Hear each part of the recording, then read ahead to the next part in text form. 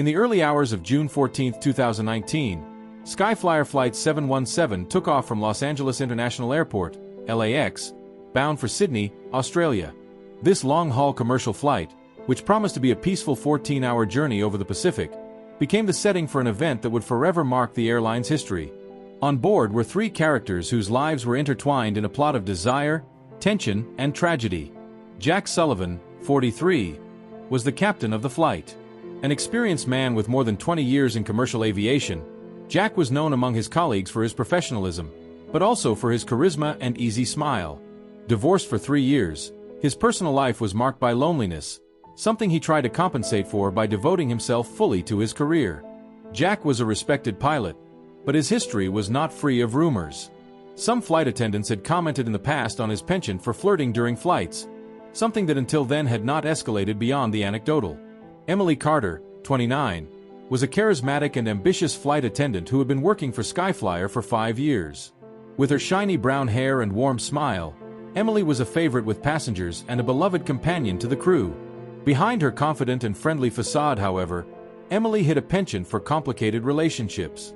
She had had a brief affair with another pilot at the airline years earlier, which had led to minor problems in her career, though nothing that damaged her reputation. Emily and Jack already knew each other from previous flights. Since their first meeting, there had been an obvious chemistry between them. The shared jokes and glances had fueled a tension that they both tried to ignore on several occasions. However, with each new flight together, this tension became harder to contain. Second in command on Flight 717 was 36-year-old Ryan Matthews. Ryan was a meticulous co-pilot, obsessed with safety procedures and aviation regulations. He had worked with Jack on several occasions, and while he respected him as a pilot, he didn't always approve of his lax attitude in certain areas. Ryan was the type of person who would check every checklist 3 times before takeoff, earning him a reputation as an extreme perfectionist. He wasn't particularly charismatic or popular with the crew, but his dedication to the job was unquestionable. Ryan and Jack had a functional, if distant, professional relationship.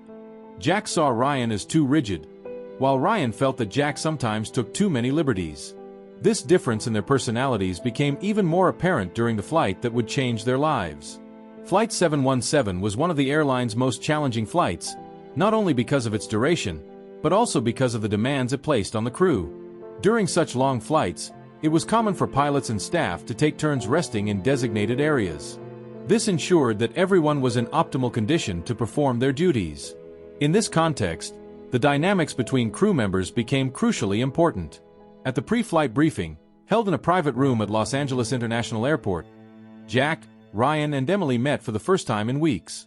Jack greeted Emily with his trademark charm, which did not go unnoticed by Ryan, who watched with a mix of disapproval and weariness. During the review of flight details, Jack made several lighthearted comments that relaxed the crew, while Ryan insisted on strict adherence to protocol. The flight took off without incident at 11:15 p.m. local time. For the first few hours, everything went smoothly. Jack and Ryan worked together in the cockpit, coordinating navigation and communications.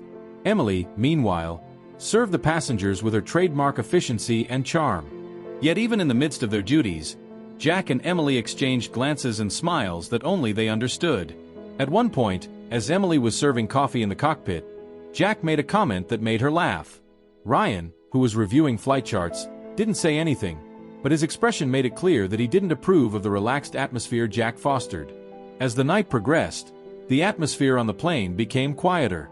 Most of the passengers fell asleep, and the crew began taking turns to rest. Ryan was the first to retire to the pilot's rest area, leaving Jack alone in command in the cockpit. With Ryan resting, Jack felt more free. Emily, who had taken advantage of the quiet moments to chat with him, came back into the cabin. The conversations, which were light at first, became more personal. Jack told her about his divorce, how lonely his job could be, and Emily confessed that she also felt like her personal life had stagnated. "It's funny," Jack said at one point, looking her straight in the eyes. "We spend so much time flying all over the world, but sometimes it feels like we're not going anywhere." Emily smiled, feeling the barriers between them crumbling. Even though they both knew they were crossing a dangerous line, neither seemed willing to stop. Time in the cabin seemed to stand still as the tension between them reached a boiling point. Jack knew he was risking his career, but at that moment, The temptation seemed stronger than any consequences. Emily, though aware of the risk, was also caught up in the moment. What would happen next would change the course of their lives, and that of Flight 717, forever. With Ryan Matthews resting in the pilot's area, the cockpit was left to Jack Sullivan. During long flights like the 717, it was common for pilots to work in rotating shifts to ensure everyone was alert. However, what was meant to be a quiet moment to keep the flight safe would soon become a dangerous distraction. Emily Carter, currently serving business-class passengers, took advantage of a brief moment to return to the cabin. The relationship between Jack and Emily had gone from friendly to clearly more intimate in the last few hours. Both seemed oblivious to the implications of their actions, caught up in a mix of excitement and adrenaline that clouded their judgment. As Emily re-entered the cabin, Jack smiled at her in a way that made his intentions clear. "Everything under control out there," he joked, though his tone denoted more than just professionalism. Emily sat down in the empty seat next to him, dropping any semblance of formality. The next few minutes would mark a point of no return. The cockpit, a place that symbolizes control, responsibility and safety, became the setting for an adventure that should never have happened. With the plane on autopilot and the confined space increasing the closeness between them, Jack and Emily crossed a line that had been marked from the beginning. In a mix of impulsiveness and attraction, what began as a flirtation became physical. For about half an hour, Jack and Emily set aside all the rules and protocols that governed their jobs. It was an immense risk, not only to their careers, but to the safety of the flight and the lives of the more than 250 people on board. But at that moment, neither of them seemed to think about the consequences. Meanwhile, in the rest area, Ryan Matthews began to wake up. His watch said he had slept for more than 3 hours, and it was his turn to return to the cockpit to relieve Jack. Still sleepy, he made his way to the front of the plane, but as he approached the cockpit door, he noticed something strange. The cockpit lights were dimmed, and it was unusually quiet. When he opened the door, he was completely stunned by the scene he encountered. Jack and Emily, completely oblivious to their surroundings, were in a compromising situation that violated not only airline policy but also common sense. Ryan's fury was instantaneous. "What the hell are you doing?" he exclaimed, his voice echoing in the small cabin. Jack and Emily quickly separated, trying to justify the unjustifiable. But Ryan, a safety fanatic and a man who lived by protocol, couldn't believe what he had just witnessed. The tension in the cabin reached a critical point. Ryan began to reproach Jack for his irresponsibility, accusing him of endangering the lives of all the passengers on board. "This is not a fucking hotel, Jack. This is a plane, and you are the pilot in command," he shouted. Emily tried to calm the situation, but Ryan would not listen. "And you," Ryan said, pointing at Emily, "what kind of professional would do something like that in mid-flight? This is unacceptable." Jack, who up until that point had been trying to calm his co-pilot, finally snapped. "That's enough, Ryan. Everything is under control. The plane is on autopilot. No one was in danger." But for Ryan, this was more than just an incident. His obsession with rules and safety made it impossible for him to ignore what happened. "I'm going to report this. You're both going to pay for this. I'm not covering for you, Jack, or for her." The rest of the flight was tense. Ryan refused to let Jack take control of the plane again, insisting that he himself would supervise the landing. Emily, for her part, avoided entering the cockpit again and remained with the passengers, but her nervousness was evident. Jack knew his career was in jeopardy. Although he tried to talk to Ryan and convince him not to report the incident, the co-pilot was adamant. "You didn't just break the rules, Jack. You broke my trust. You don't deserve to be in charge of this plane or any other." Flight 717 finally landed at Sydney's Kingsford Smith International Airport at 7:45 a.m. local time. For the passengers, it was an uneventful flight, but for the crew, the landing marked the beginning of a series of events that would change their lives forever. Ryan wasted no time in writing a detailed report of what had happened and sent it straight to the airline superiors. Meanwhile, Jack and Emily tried to act normally, even though they knew the inevitable was coming. Ryan's report left no room for doubt. He accurately described what he had witnessed, highlighting how Jack and Emily's actions had compromised the safety of the flight. The airline's response was immediate. Both were suspended from their duties while an internal investigation was conducted. Jack tried to contact Ryan to ask him to reconsider his report, but his former co-pilot refused. For Ryan, What had happened was a betrayal of the ethical code that should govern all aviation professionals. As rumors about the incident began to circulate among Skyflyer employees, Emily seemed to accept her fate more easily. She knew that her career as a flight attendant was probably over, but she wasn't as worried about it as one might expect. For her, life went on, and she was willing to face the consequences. Jack, on the other hand, was devastated. His job as a pilot was his life, and the possibility of losing it filled him with despair. As the weeks passed and the investigation progressed, the pressure on him became unbearable. Skyflyer's internal investigation concluded.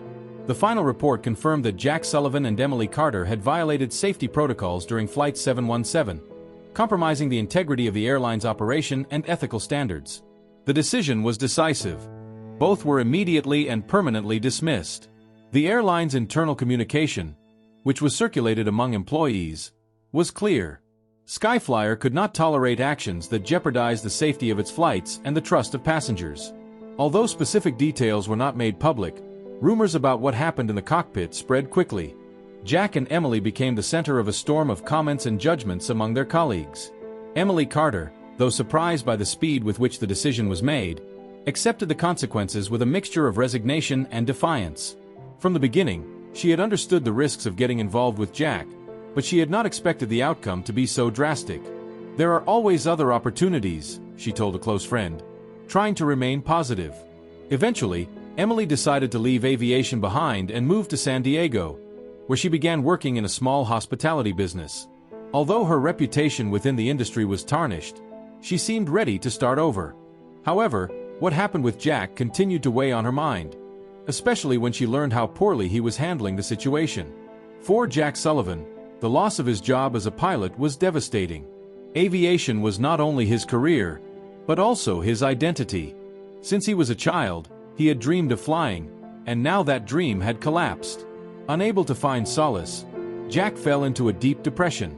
As the weeks passed, he isolated himself from friends and family, avoiding calls and refusing any offers of help. The stigma of what happened to Emily and the airline's reaction followed him. Although he tried to apply for other airlines, the incident with Flight 717 was known in the industry, and no one was willing to hire him. Jack felt trapped, aimless, and without a clear purpose. On the other hand, Ryan Matthews continued his career as a pilot at Skyflyer. Although he remained adamant that he had done the right thing by reporting what had happened, he was not without criticism. Some colleagues saw him as rigid and inflexible, while others considered him a hero for prioritizing safety. Ryan, however, couldn't help but feel guilty about the way it had all ended for Jack. One day in mid-July 2019, Ryan tried to contact Jack to talk. He wanted to make sure his former partner was okay, but Jack refused to answer. To him, Ryan was directly responsible for his downfall, and he couldn't forgive him. On August 1, 2019, Jack Sullivan was found dead in his apartment in Los Angeles. He had left a letter explaining his feelings of despair and how he saw no way forward after losing his job and reputation. The news shocked everyone who knew him, including Ryan, who was deeply affected. In the letter, Jack did not directly blame anyone for his decision, but he did allude to the Flight 717 incident and how it had destroyed everything he had built in his life. "There is no room for mistakes in this industry, and I made one that I cannot undo," he wrote. "But I also did not expect the consequences to be so devastating." Jack's death sparked a wave of reflection at the airline and among his colleagues. While many agreed that his actions during the flight were irresponsible, there was also criticism of the culture of pressure and lack of support in the aviation industry. Some colleagues even questioned whether Skyflyer's response had been excessive. Emily was deeply affected by the news. Although she had tried to move on, Jack's death made her question her own decisions and the role she had played in the events. From that moment on, she avoided any contact with former colleagues and focused entirely on rebuilding her life. The case of Jack Sullivan and Emily Carter became a story that circulated among Skyflyer employees as a warning of the risks of crossing the lines between the professional and the personal. For Ryan Matthews, it was a constant reminder of how even the right decisions can have painful consequences. In retrospect, many of those involved agreed that the incident was more than just a professional mistake. It was a reflection of the human and emotional pressures faced by those working in aviation.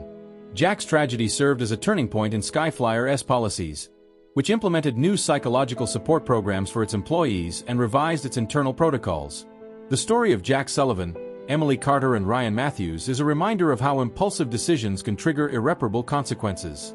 In the world of aviation, where safety and professionalism are paramount, this case became an example of the dangers of letting emotions interfere with responsibilities. Although life went on for the survivors, the lessons of that fateful Flight 717 were forever etched in the memories of all who knew its protagonists.